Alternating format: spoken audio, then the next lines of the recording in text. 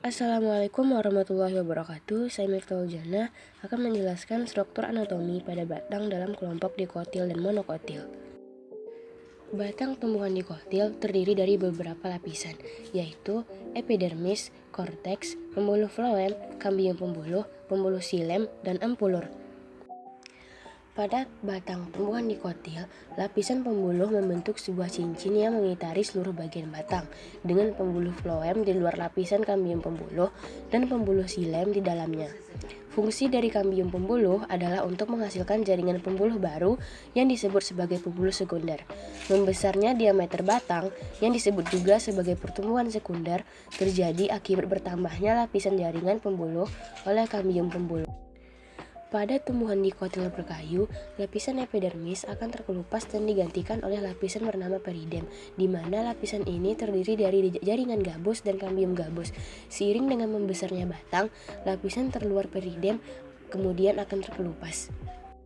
Selanjutnya, batang monokotil. Batang tumbuhan monokotil tidak memiliki berbagai lapisan yang terbagi jelas seperti halnya batang dikotil.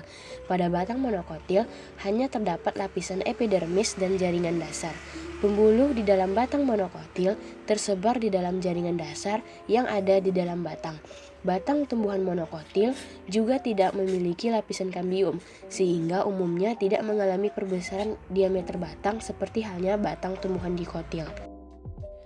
Lalu, apa saja perbedaan batang dikotil dan monokotil? Yang pertama, batang dikotil memiliki kemampuan pertumbuhan sekunder, yaitu batang yang mampu untuk tumbuh besar, sedangkan batang monokotil tidak bisa tumbuh besar.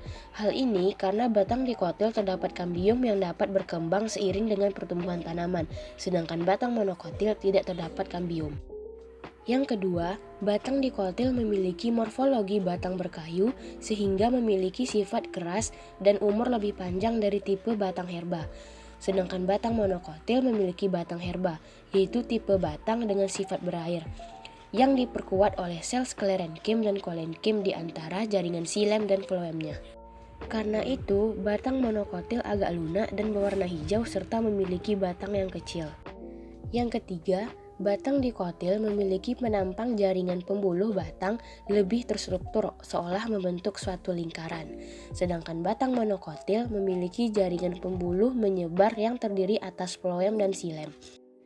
Dan yang terakhir adalah batang dikotil memiliki tipe berkas pembuluh kolateral dengan letak floem berada di sebelah luar xilem.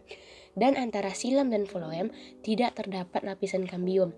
Sedangkan batang monokotil, tipe berkas pembuluh angkutnya adalah tipe kolateral terbuka.